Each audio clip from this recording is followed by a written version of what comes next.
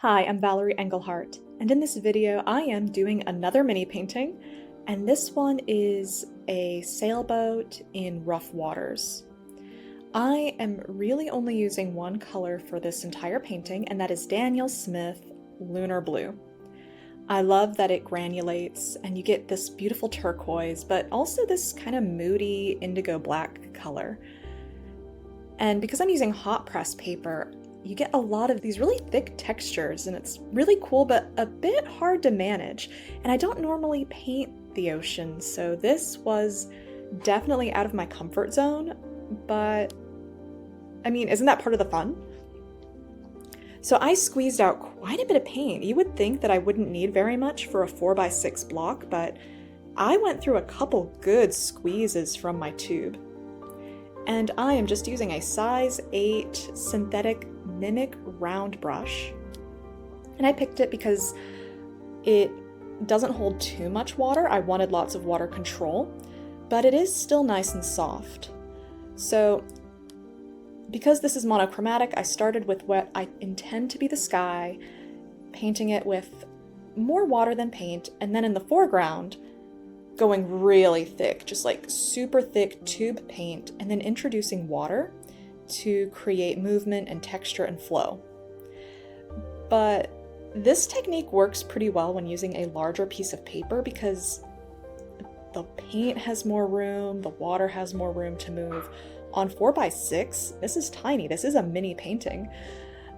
And so I struggled. I wasn't deterred, but I did struggle.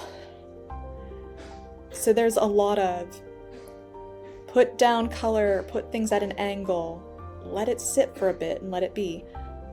And then, just because I wanted some sparkle and some extra fun, I added some of this, I don't have it on my desk right now, but it's an iridescent kind of pearl icy blue color. And isn't it so fascinating? Once it hit the paper, it pushed all of the watercolor out of the way. And it was just a really pretty effect.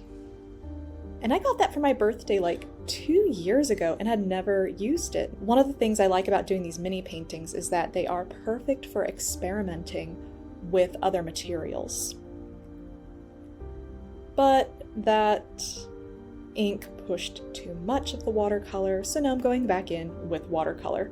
And this is a little much for me in that usually I like to put things down and leave it.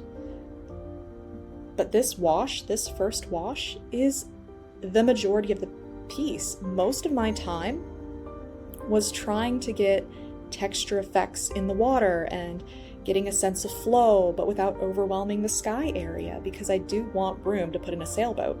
And because my sailboat's going to be white, I do need a nice dark surface so that there's value contrast. Look, more paint had to come out. Usually with watercolor, especially on a small surface, a little bit goes a long way. But in this, I kept needing more thick, juicy paint.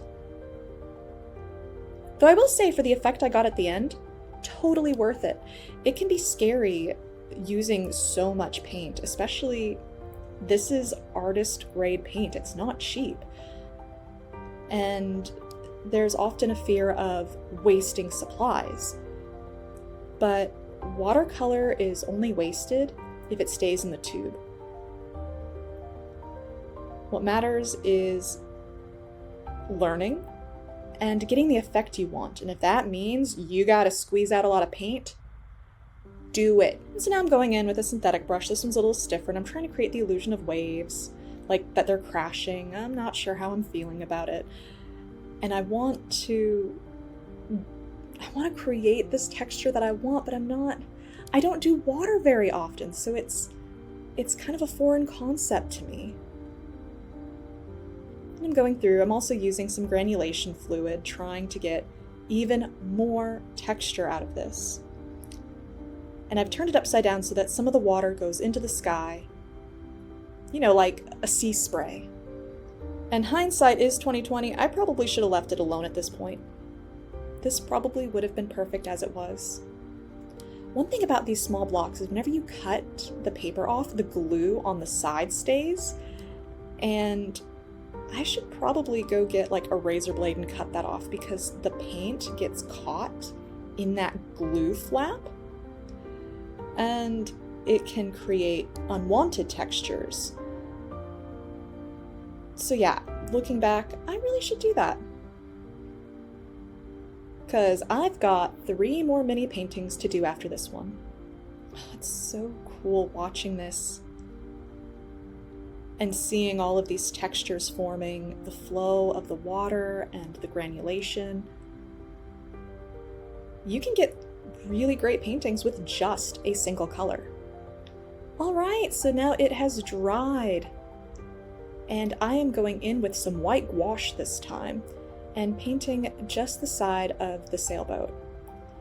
Now, I do have a reference image off to the side so I can see what a sailboat looks like. I just pulled up a photo to make sure I was getting the front properly. One side I used gouache, the other side I decided to use a lifting technique. Just a damp brush lifting the pigment from the paper. And this is where it's important to know the qualities of your paint. I know that the Lunar Blue will lift really well, especially on hot press paper, so I was able to do that. And now I'm going to put in the sail. In my reference image, the sail is facing the other way, but I didn't like that for the flow of the painting. And that's where it's important to really know your subject so that you can make changes depending on what your painting needs. One of the things I love about it is that it does force me to be flexible. I can't be rigid with my reference, and that's why I don't sketch first, because if I had sketched what this boat looked like in my photo, then this would be in a different part of the painting, the sail would be facing the other way, and then these fluid textures I got spontaneously might not have organically meshed with the subject. So by not having that sketch first, getting that loose, granulating wash allowed me to approach things in a way where I could get everything to flow together without being committed to a concept prior. In fact, halfway through this piece, I thought about putting in a lighthouse instead. And that's just another reason why I enjoy painting without a sketch.